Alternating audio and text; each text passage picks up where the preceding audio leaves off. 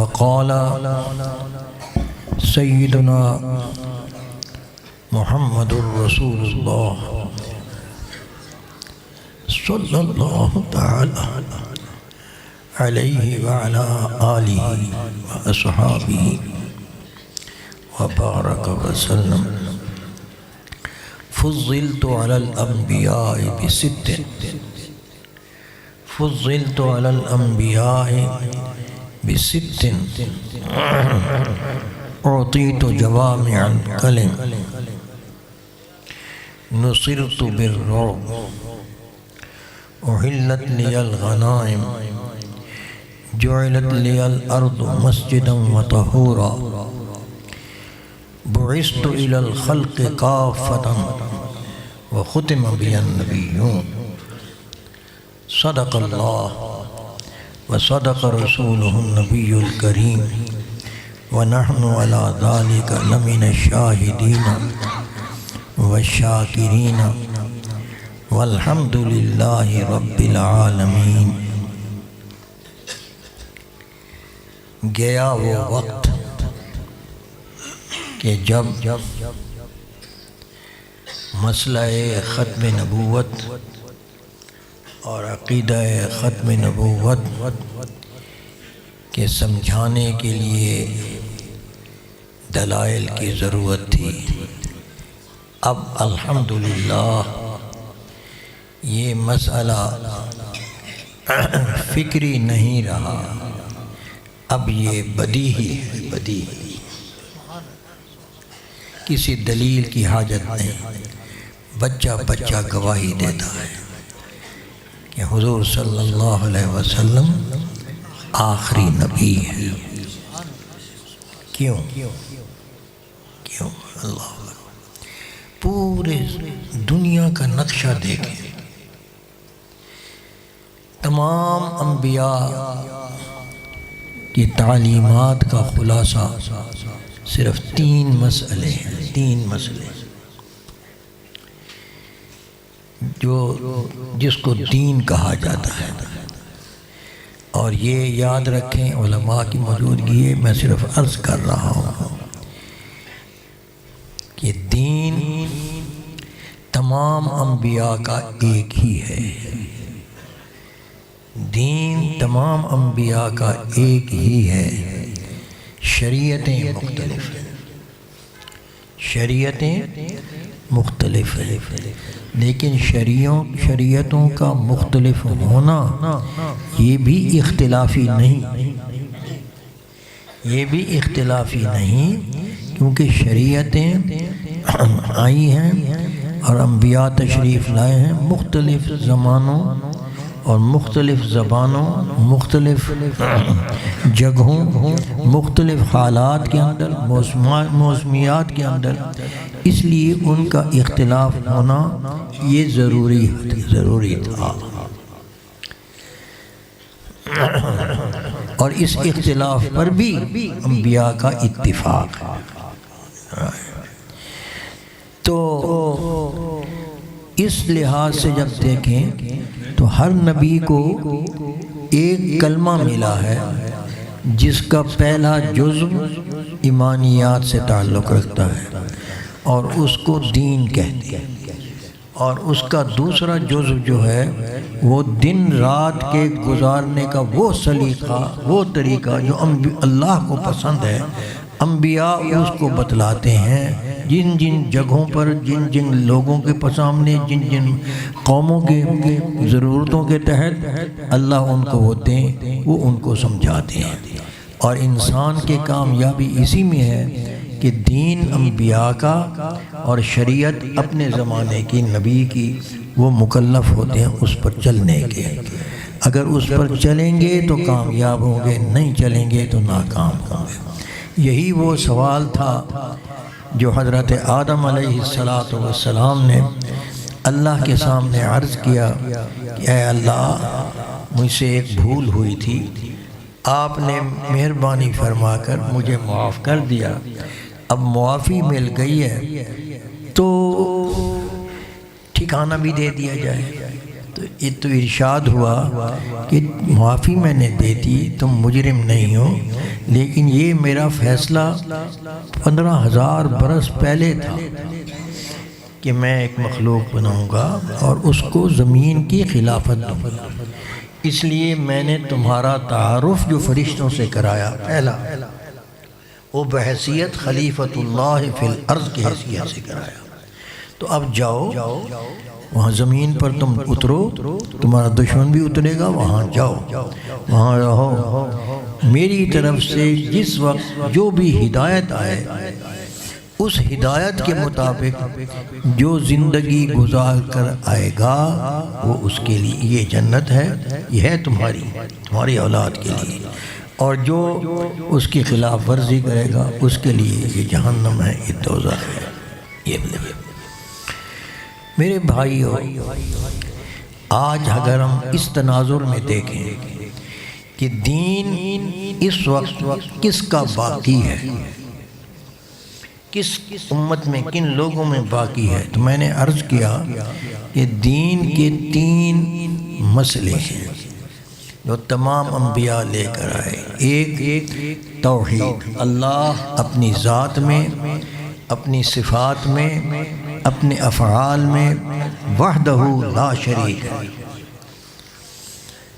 یہ عقیدہ۔ اور دوسرا مسئلہ نبی کا، اللہ کی طرف سے جو نبی آئے، جس زمانے میں آئے، اس زمانے کے لوگوں پر لازم ہوتا ہے اس کو پہچان کر اس کی اتباع کرنا،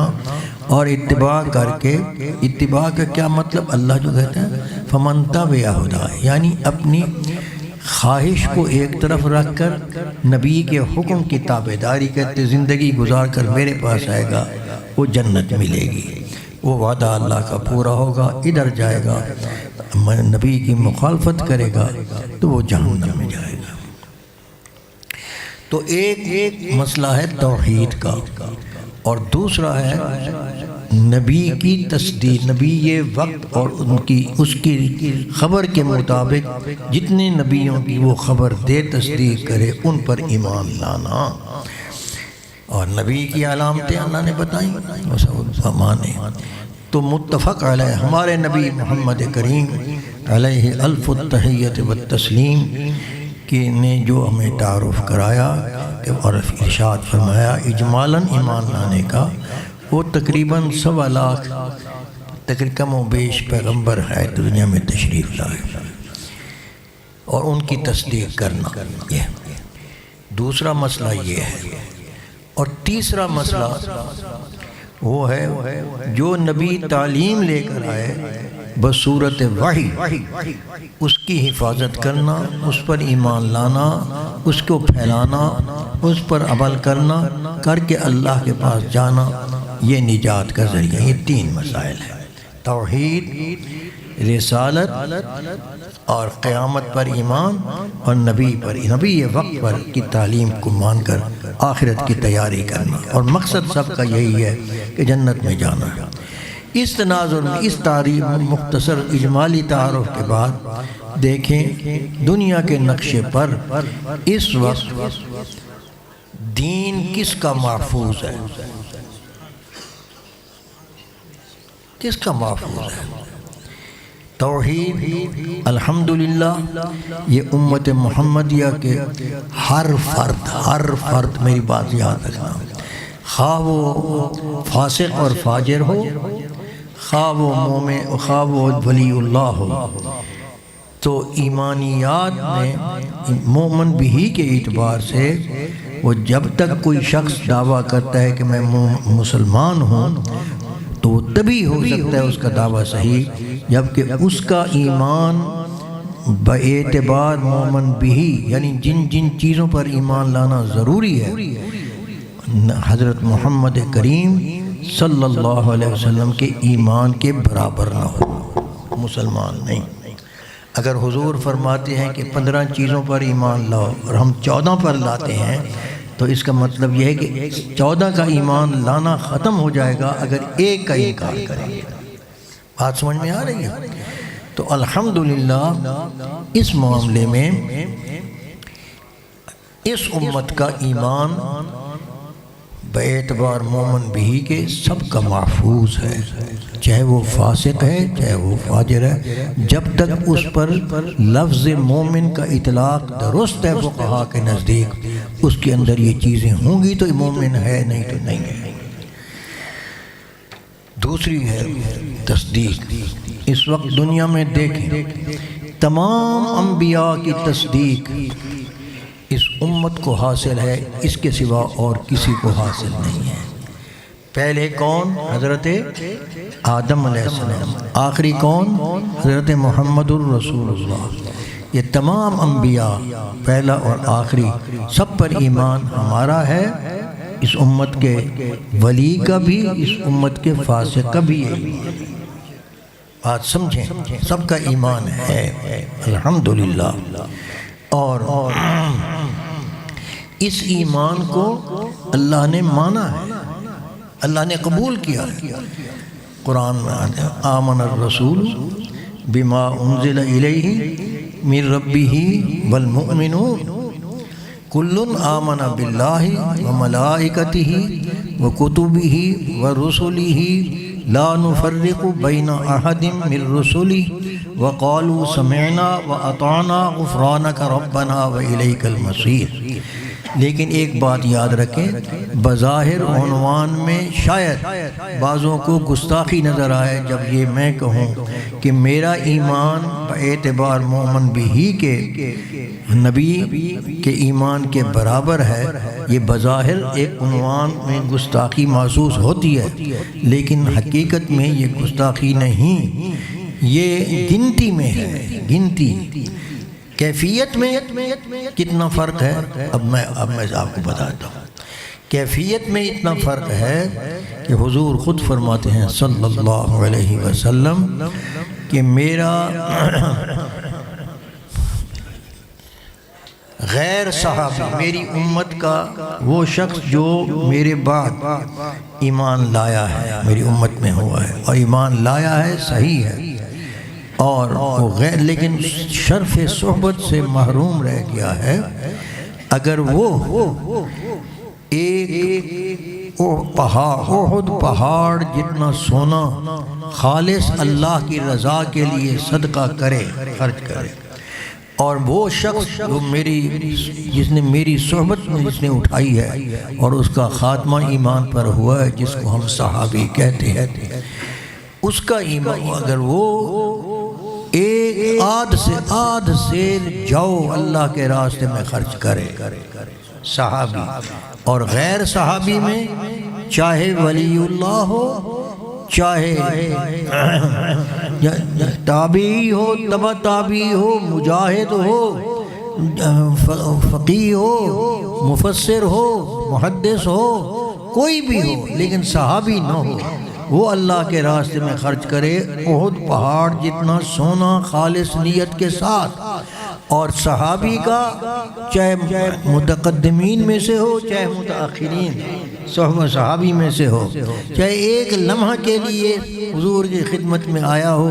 ایمان لایا ہو اور جنگ ہو گئی ہو اور شہید ہو گیا ہو، اور اس حالت میں شہید ہو گیا ہو کہ غسل جنابت کا واجب تھا وہ بھی نہیں کر سکا، وہ بھی اگر خرچ کرے آدھ سیر جاؤ، اللہ کے وزن میں اس کا زیادہ ہے بنسبت غیر صحابی کے۔ یہ ہمارا سب کا عقیدہ ہے الحمدللہ۔ لیکن آگے میں عرض یہ کرنا چاہتا ہوں کہ یہ دوسری چیز، یعنی اس کا مطلب یہ نکلتا ہے یہ دوسرے عقیدے کا کہ ہم تمام نبیوں کو ماننے والے ہیں۔ قیامت کے دن ہم اللہ کے سامنے جب جائیں گے اور ہمارا نامہ اعمال کھولے گا، الحمدللہ شرک والا گناہ ہمارے نامہ اعمال میں درج نہیں ہوگا انشاءاللہ۔